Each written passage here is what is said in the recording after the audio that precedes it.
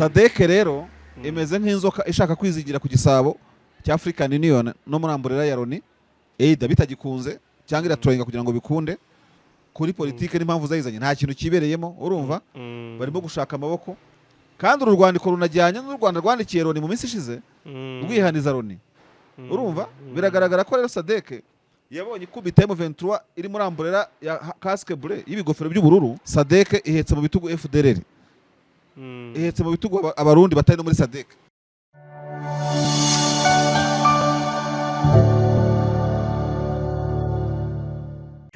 Ibihe byiza nibyo tubifurije mwe mwese mudukurikiye muri aka kanya uri kuri Connection TV none ahanda gushuje giye gusuzanitwa Uwiringiyimana Patience.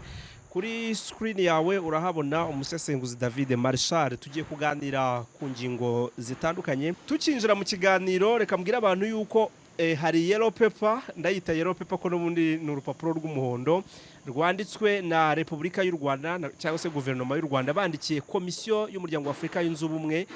Babandikiye hari icyo babasaba yuko bakora ku nama iteranye kuri uyu ku itariki 4 inama irebera hamwe uburyo iyi komisiyo y'umuryango wa Afrika yunze ubumwe ya sinya iyi misiyo yakwinda kugwa mu mutego wo kwemeza zirangabo za Sadeke nk'ubutumwa bwemewe nayo Marshal rero reka unyemerere noneho tugiye kuri ya yellow paper nayo ntabwo ari ngufi turayimaraho umwanya kugira ngo abantu babashe kuyisobanukirwa neza ntabwo turi mu bitindo turabihuza n'amakuru n'ubundi ahari.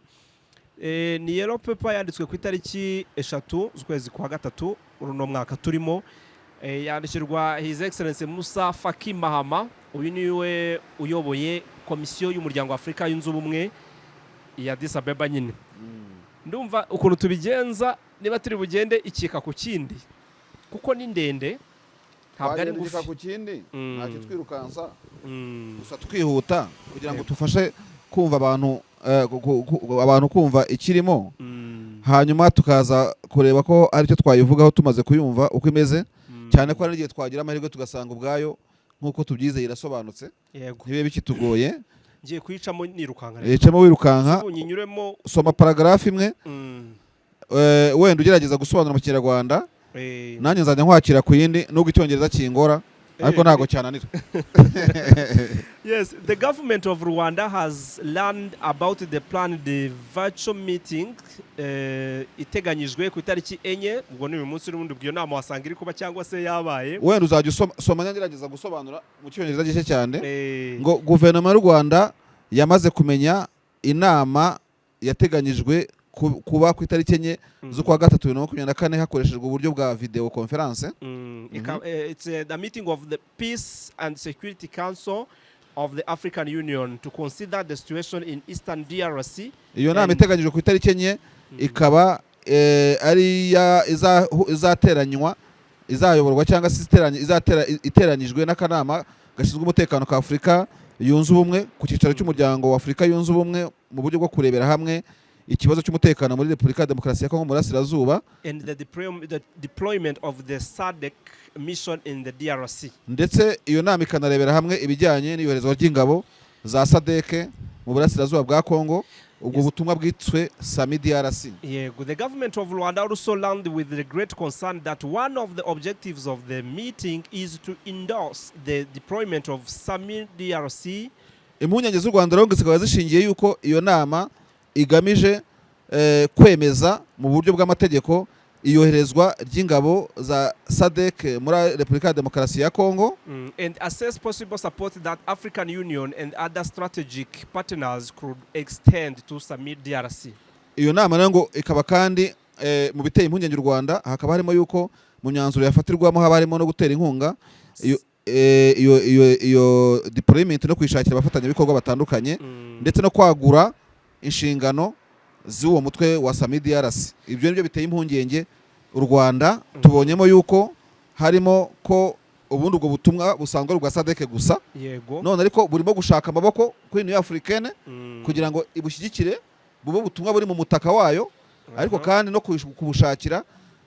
kubushakira amaboko ubwo binagaragaza yuko n'umutwe wibuzemo amaboko n'ubushobozi harashakamo possible support n'impamvu urumva n'impamvu ituma bajya muri DRC basa n'abayibuze bakabayishakira mu maboko none navuze tuza kugaruka mu maboko ya Union Africaine basa n'abihuse basa kandi n'abadafite support none barashaka Union Africaine muri cya kigega Perezida Kagame yanayoboye cy'ibihugu bishyira amafaranga 2% y'amabije yabyo cyangwa bari 0,2 sinibuka kugira ngo Union Africaine ibone amafaranga yo guha abantu bariza amahoro SADC rero ugasanga yakamye kimasa zataye urunyana mu mufuka wayo ikavuga itireka dushakisha amaboko muri Union Africaine ariko inadushakira abaterankunga muri ubwo butumwa byo bitera impunyenge u Rwanda bivuze gutyo kugira ngo nituza kubirangiza tuye kuza gusubira inyuma twaciye cyane yego hanyuma since Rwanda is not invited to participate we request that the following points be conveyed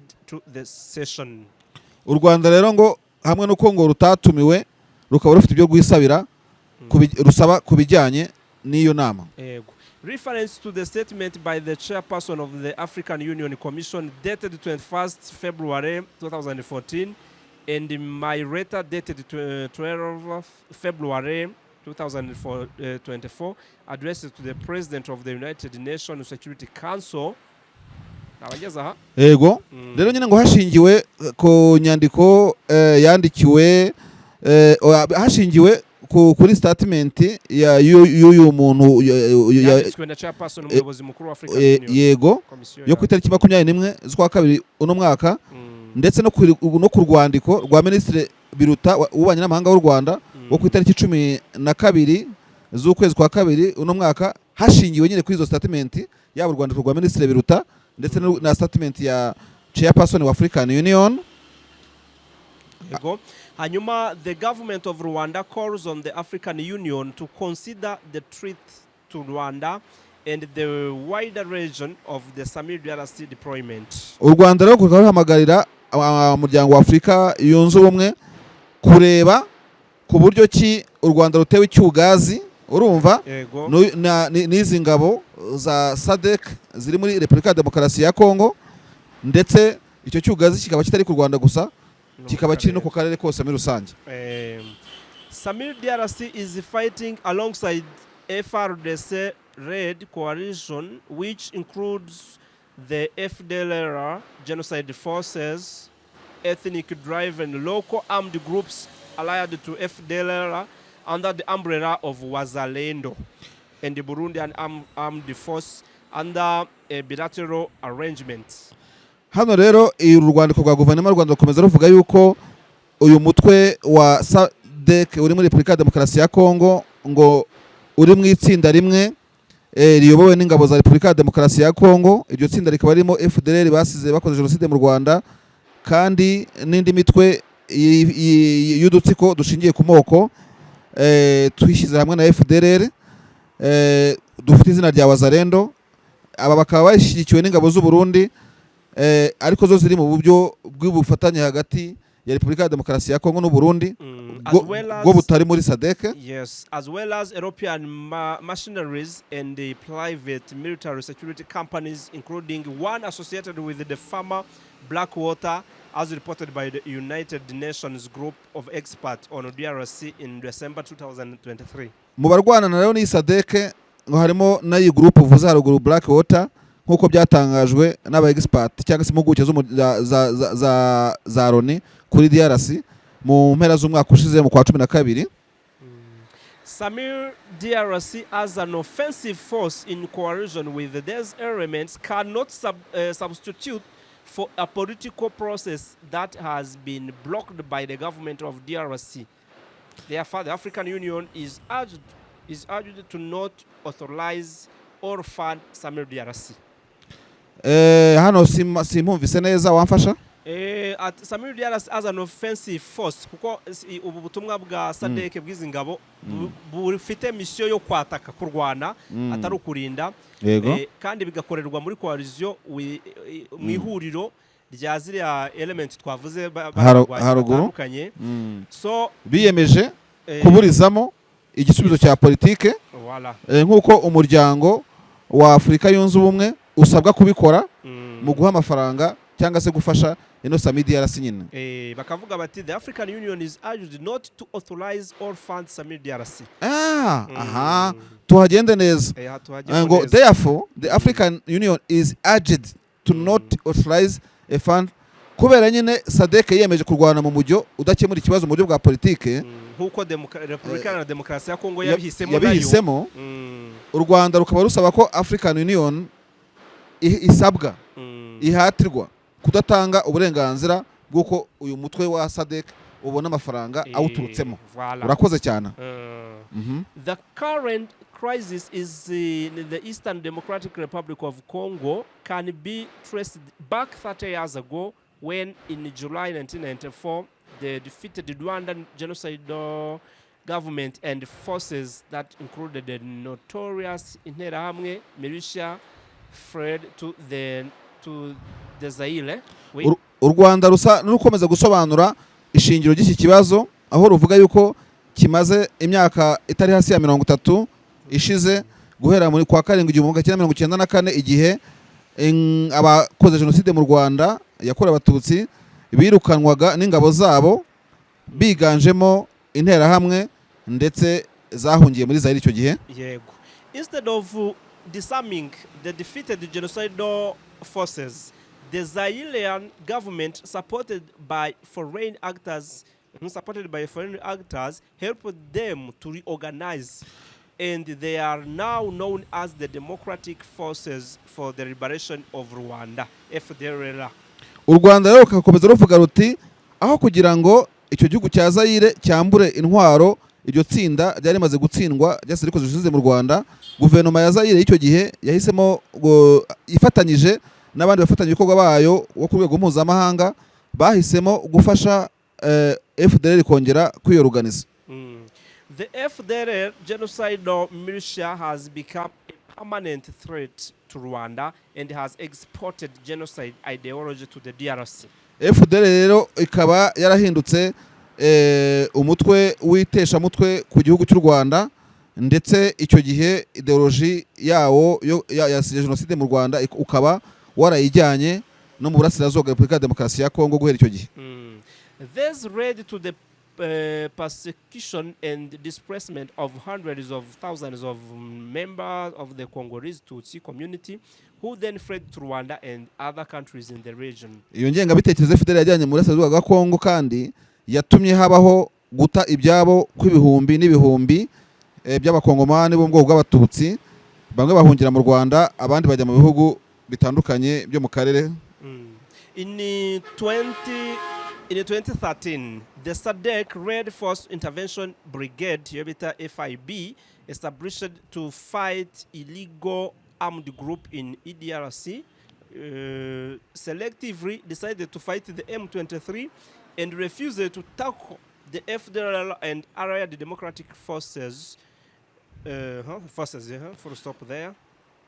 Mu 2013 uyu umutwe wa SADC uvugwa muri uru rwandiko wari mu itsinda ry'ingabo zidasanzwe zo gutabaraho rukomeye wise FIB, washyize uburyo bwo kurwanya imitwe itemewe n'amategeko mu burasirazuba bwa Kongo, ariko mu rundi ruhande aho kugira ngo urwanye iyo mitwe yose wihitiramo kurwanya umutwe wa M23 gusa, wanga kwataka cyangwa se gutera ibirindiro bya FDLR ndetse na ADF. ADF twibutsa abantu ko ari ya yindi yo mu Uganda irwanya ubutegetsi bwo mu Bugande. Some DRC currently support the government of DRC's belligerent posture, focusing on a military solution against the spirit of all regional peace initiatives, including the EAC-led Nairobi process and the Angola-led Rwanda process. Maginga rero SADC n'ingabo zayo bakaba barahisemo gushyigikira Repubulika ya Demokarasi ya Kongo, umwe mu barwana hagati y'abahanganye, kandi DRC igashyigikira amahitamo y'intambara aho kugira ngo SADC ishyigikire amasezerano ya Nairobi ndetse n'amasezerano ya Rwanda.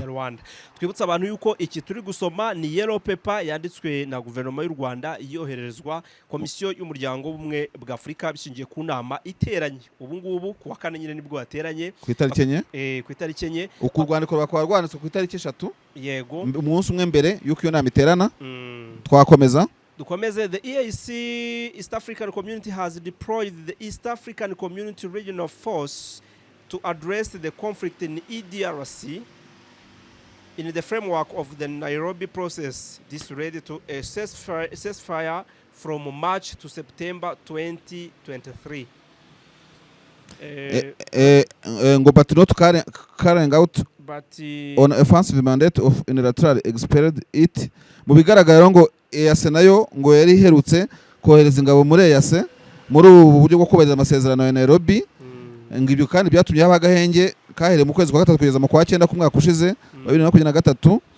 Ariko leta ya Kinshasa yo amahitamo yabaye kushinja uyu mutwe wa EAC ngo gusa mu bashinjwe ntabwo harimo ingabo itsinda ry'ingabo z'u Burundi. Ngo byashirwaga uyu mutwe rero wa EAC zirangabo za yakarafu nuko zo zari zanze kurwanya umwe mu bahanganye mu buryo bwa gisirikare. Yes, the government of DRC then invited the Samir DRC under an offensive mandate which disregards the Nairobi and Rwanda political process, raising potential tension between the EAC and the SADC regional community. SADC rero ngo yahisemo kohereza nyine umutwe w'ingabo wo gutera ibirindiro by'abamwe mu barwana ubwo ne mu 23 ngo kandi ibyo bikaba rwose bidaha agaciro amasezerano ya Rwanda n'aya Nairobi.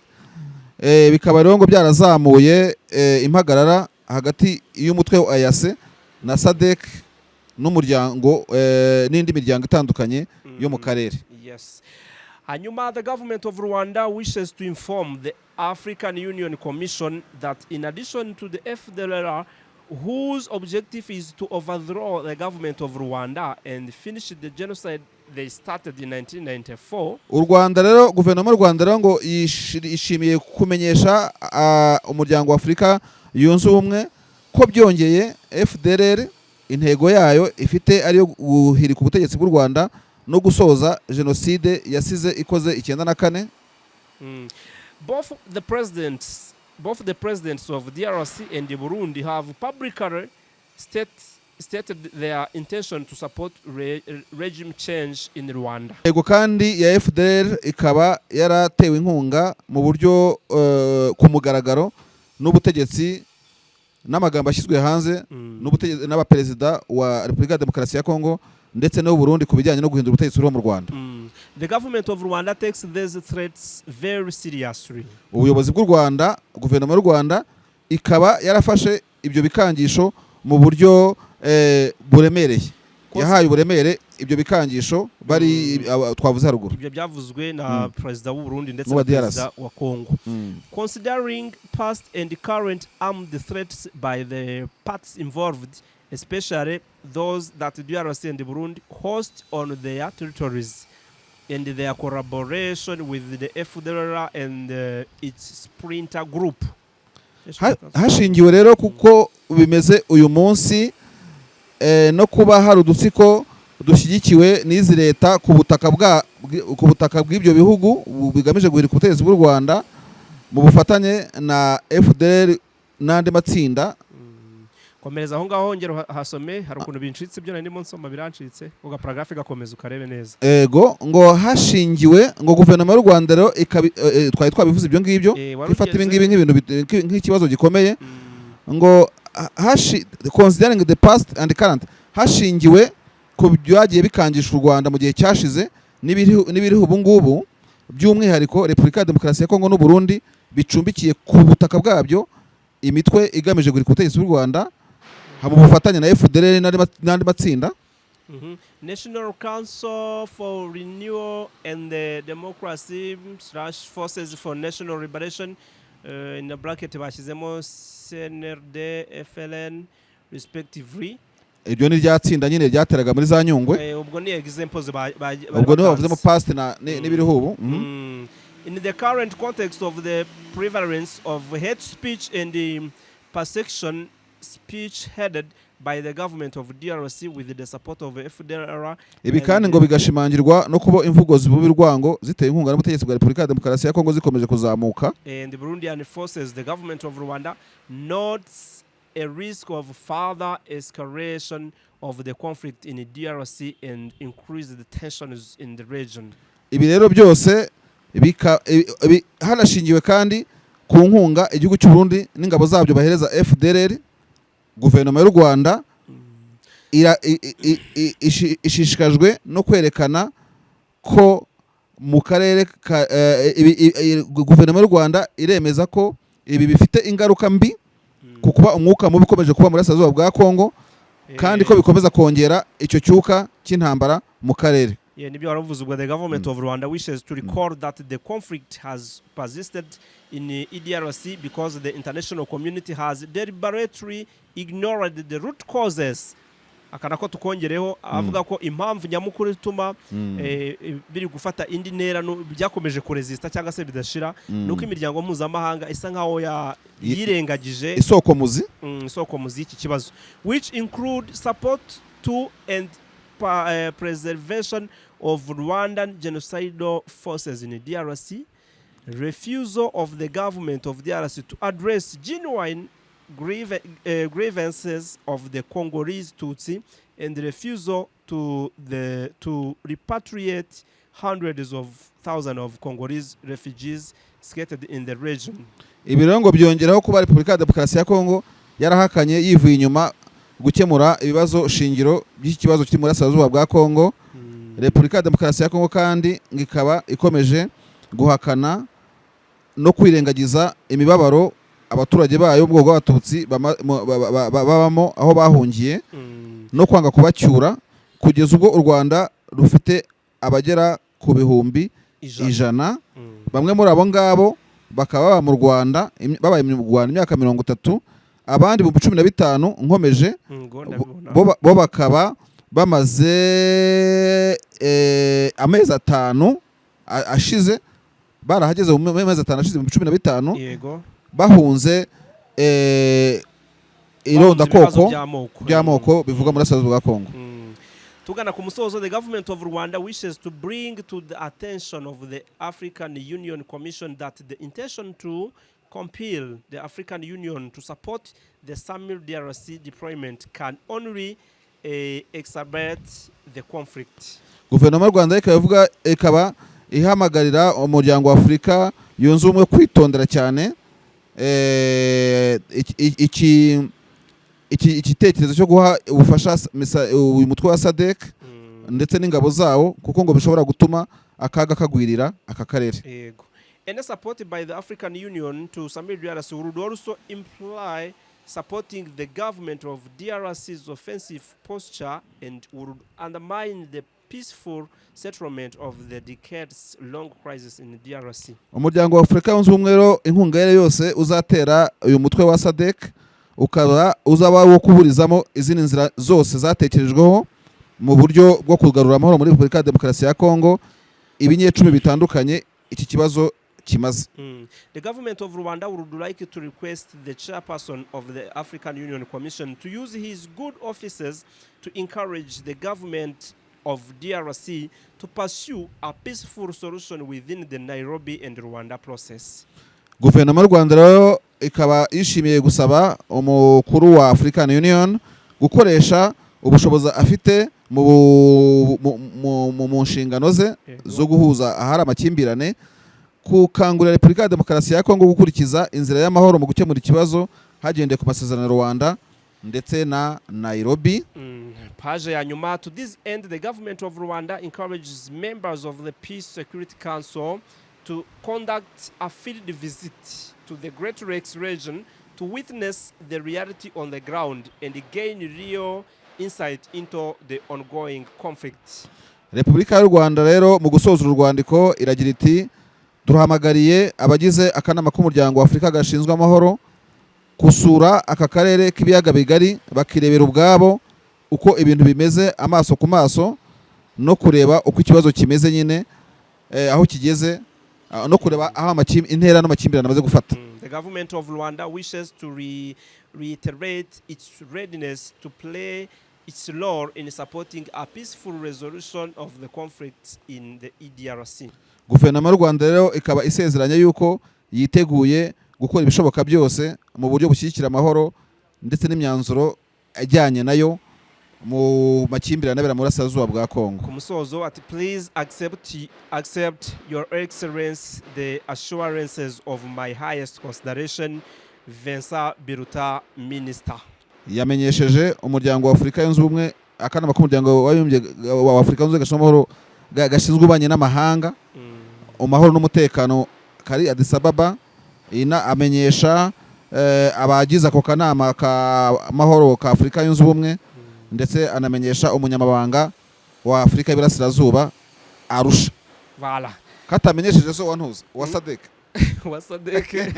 Wasadeke ndabona atigeze abwirwa kandi nawe mu kibazo yagarutsemo ko kujyara kw'ingabo zabo rwose byazamuye tension ya conflict ishobora kuzamuka cyane muri East Africa. Turayisomye koko ye.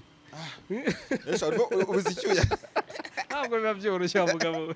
Ubu rero nkubwire. Ndi umwe mu bantu abakurikirana amanalize nkunda gukora. Ni umwe mu bantu bahunze ku bwende. Bahungishije amaso kwera butinga kw'intambara ishobora kwinjirwamo n'u Rwanda kubera muri Repubulika ya Demokarasi ya Kongo gisirikare.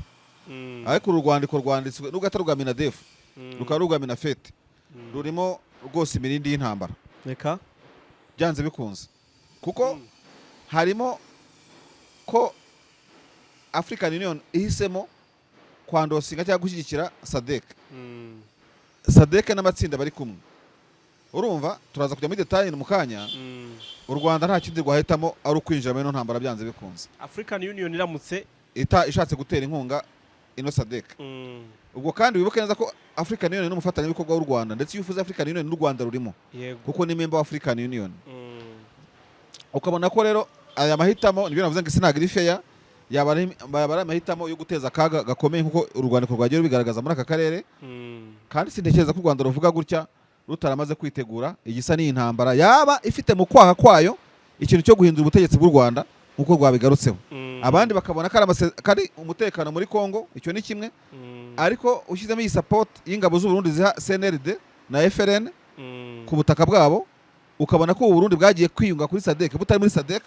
U Rwanda rwo rubibonamo ko ari nko gushakisha amaboko atanga uburenganzira bwo gukora ikibi ku Rwanda bitari gushaka muri DRC gusa, ariko aba bose bari muri amburera y'icyo bitwikira African Union. Ubwo nayo African Union yabibaye menace ku Rwanda ku randi magambo. Kandi wibuke neza yuko aya mafaranga bashaka gukoraho ngafasha uyu mutwe kubivuga ntabwo biri diplomatique cyane, ariko nabivuga byagizwe mu ruhare n'u Rwanda n'igitekerezo cy'u Rwanda.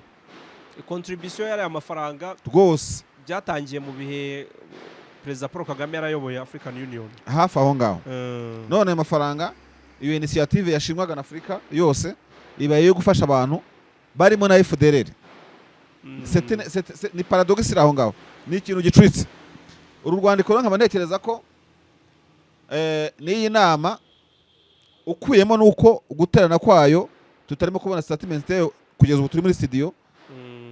Ndatekereza ko bishobora no kudisturbing ino nama, ahubwo bigatuma kuri u Rwandiko rwashoje babanza gukora visite mu karere bakareba ikibazo gihari kurusha ko iki kibazo gishobora kujya muri African Union. Mu magambo ahiniye ikindi nabonyemo nuko SADC yatinye kwinjira muri intambara ku mafaranga, nta kintu kibereyemo kuri politike n'impamvu zayizanye, nta kintu kibereyemo. Urumva barimo gushaka amaboko, kandi uru Rwandiko runajyanye n'u Rwanda rwandikiye Loni mu minsi ishize rwihaniza Loni.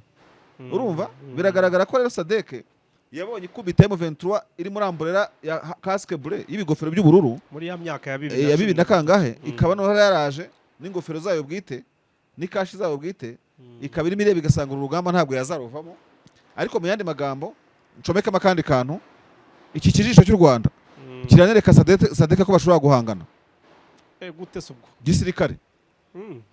None se ushingiye nko kuyihe paragraphe buriya niba kurikene washingira nko kuyihe ku buryo wavuga utanga ni nka warning ivuga ati twarwana kandi burya binabaye ngombwa. None se ko watekereje ko hari umugani wigeze kubaho ngo hari nk'inzoka yizingiye ku gisabo ngo wabigenza gute wowe babikwigisha byagenze gute mva ari ikigeragezo wakimena urayikubita nyine niba yakizingiye ishaka kukurya ubwo urayikubita nacyo kikamenekeramo nyine. Sadek rero imeze nk'inzoka ishaka kwizigira ku gisabo cya African Union no muri amburera ya Loni bitagikunze cyangwa iraturenga kugira ngo bikunde kubera ko ubwo buryo bamba bari gukoresha uwo ni umugani usanzwe ntabwo nshaka kugereranya abantu n'inyamaswa ntabwo ari byiza ariko ni umugani usanzwe cyangwa n'imvugo isanzwe mu bigaragara Sadek ihetse mu bitugu FDLR ihetse mu bitugu abarundi batari no muri Sadek bafasha FRN imwe Rusesabagina urumva bashaka uburyo babona ahantu biyegeka hari protected cyagisaba nakubwiraga kugira ngo babone kwangiza umutekano w'u Rwanda n'abavuga ikinyarwanda bo bwoko bw'abatutsi bo muri Kongo. Mu bigaragara rero u Rwanda kusimba nabo gukunja amaboko kureba icyo gisabo kizingiyeho n'ubwo bugome bwa Sadek harimo n'ubusagwe bungana gutyo nicyo nakubwiraga rero guhangana barwana. Se urabona African Union ishobora kuba yakwirengagiza ku nyandiko nk'iyi ikaba yagira ya supportinga iriya misiyo ya Sadek. Ntago bishoboka iyo byagenze ko ntago bishoboka cyane cyane ko harimo reference hari statement y'umuyobozi wa African Union hakaba n'ibyo u Rwanda rwasabye ku by'umutekano warwo vis-a-vis ibibera muri Repubulika ya Demokarasi ya Kongo. Iyo ibintu bifite reference byose biba bigaragaza ko eventualité yuko bidashoboka iriya nama ntago ishoboka ariko ahubwo wakambwiye uti ino nama imeze nk'iyashatse kunyura muri humye abantu n'abadiplomate b'u Rwanda baba bayicungiye hafi batiriwe tunajyayo izaba kuri video conference mu buryo buri virtuel rwose mujye musinya ibintu tugire gute n'iki n'iki ariko ndabona utarimo guha agaciro ku Sadek yabuze impamvu kandi iyi buri maze kugera muri DRC irumva iri mu cyuka barahubutse mu byo hajemo brutalite no guhubuka cyangwa ni umutego yateze tumaze tugende ibindi tuzabyemeza tuhageze tutavaho dusaba yuko twashyigikirwa ngo tugende bakabitwangira birashoboka se ni nko kwigira abantu bateye impuhwe mudufashe twamaze kujya ahantu kugarura amahoro ariko rero twamaze kuhagera. Sadek irimo kwireba ikasanga kuzarwana yitwa Sadek urugamba rwananiye EAC igateshwa agaciro kandi ari wo muryango unegereye DRC ku buryo umwe cyangwa ubundi n'ahabera ikibazo bakabona ntago bizawakinga. Ubu rero barimo guca hasi kubura hejuru kugira ngo barebe ko babona support ya African Union na Loni kugira ngo bahonde mu 23 bambaye ingofero z'ubururu cyangwa z'icyatsi bitwa EAC kuko ntabwo bibwira ko M23 itarasa ku bantu bambaye izo ngofero byarabacanze. Reka tuze kureba ndakomeza ndebe icyo African Union bitekerezaho ariko ntabwo ntegereza ko diplomasi y'u Rwanda wumvise ariko ukuntu Minisitiri Biruta yandika ngo mayi bano bagabo bakaze ahubwo se reka dutora kuka buriya akantu reka tubanze tukarebeho nako aka kamaye buriya nahageze ndi gusoma ngira ngo ndibeshye ndavuga ariko ntereye ijisho buriya agenda kuvuga ngo birancitse ndimo nihutisha ngo ndebe wabyanditse nza gusanga ni muri Minisiteri y'Ububanyi n'Amahanga niho bamwita chef de la diplomatie rwandaise nuhagarariye diplomasi y'u Rwanda nawe uzahirimbanire kugira ngo ujye wandika ibintu bireba igihugu uvuye ngo mayi ngewe n'urundi rwego abagabo biberaho kabisa. Reka rero uru rwandiko njyarugamba uru rwandiko turuvuzeho nta bintu byinshi twaruvugaho turabihuza n'ibihari dusesengura nuko tubibona ariko uko byagenda kose kubona yuko muri Kongo hadashobora kwaka umuriro urumva ariko u Rwanda rurimo amayeri menshi rurakwereka ko kumba ingabo z'u Burundi zitera inkunga FDLR na SNLD ariko pasi ibihugu bibana birenzaho ubwo baba barenzaho bagirana kongera umubano wongera ubona baseka bishimye. I remember first lady w'u Rwanda ajyayo ndibuka aza ninaha uw'i Burundi aca ku nzira y'ubutaka urabyibuka ukabona ni sawa tukavuga tuti ibintu ariko u Rwanda muri u Rwanda ukarimo kuvuga ati ntabwo twabyibagiwe ubwo muzira ngo twibagiwe ibyo muri Nyungwe ntabwo twabyibagiwe ntabwo twabyibagiwe ariko harimo akandi kantu ko kuba Kisekedi ejo bundi yaravuze yuko burya yikiniraga atazatera u Rwanda. Mwihorere. Bavuze yuko ibyo bintu bo babifashe oseriye. Nibyo nyine u Rwanda rusubiramo, ariko nkibaza nubwo hari ibihugu bitavuga muri no crisis, kuba u Rwanda ruvuga ko ari menace ku Rwanda n'akarere, rushobora kuba narwo hari ibihugu bakorana consultation y'iki kibazo bagisangiye, ariko byo bitandika cyangwa bivuge ku buryo SADC ishobora kwibwira ngo iri yonyine, ariko nayo u Rwanda rwanagaragaje ko hari ihangana rya SADC na EAC. Niyo mpamvu ureba ko n'umunyamabanga wa EAC yahawe kopi, yamenyeshejwe. Ubwo wahawe kopi yose ari mu gakino. Ino ntambara ishobora no guhuza rero bloc, kandi twabivuze nk'abasesenguzi kuva kera ko bloc ya EAC na SADC ishobora kuzamo akaga. Ikindi nakongeraho nuko de plus Tanzania n'u Burundi bizakomeza kwikomeza kuri SADC muri rikimbirane, bishobora no gutuma EAC koridori yo hepfo centrale izamo ikibazo, kuko iri mu Rwanda DRC ngira ngo koridori centrale n'u Burundi, ariko ukuye mu Rwanda urumva ko Burundi na Tanzania byubogamiye kuri SADC. Umunsi igihe iyi miryango itazicara hamwe ngo Peter Mutuki akanura amaso, azajya kubona abone nubwo bitoroshye umuryango we ntiyabuze nka dislocation ugize. Buriya nk'abantu ushobora kubona bisanze muri SADC, utinya abantu barimo gukora operation hamwe muri DRC, gusa wakubwira ati ingabo z'u Rwanda ziba muri Cabo Delgado ariko zitari muri SADC. Ariko byo ni ibigereranyo utapfa kugereranya, kuko ntabwo u Rwanda, kuko abantu bagiye muri mission offensive y'undi muryango batabamo bashobora kubakiraho ikintu kitoroshye. None rero dusoza, aho kugira ngo u Rwanda uhirike ubutegetsi bwarwo bwaguhirika ari wowe. Agaragaza ukurikije uru rwandiko twarusomye, abantu barwumvise, maze comment twazivuze uko byumva wabivuze, uko mbyumva nayo nagiye nshyiramo uko mbyumva, n'abandi reka tubaho umwanya batubwire uko babyumva. Comment zirafunguye, mutwandikira uko mubibona.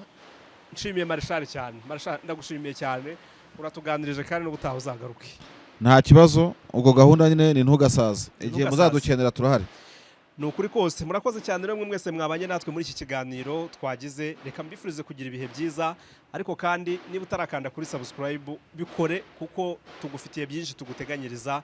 Nitwiringe Imana Patience, ndabashimiye cyane rero.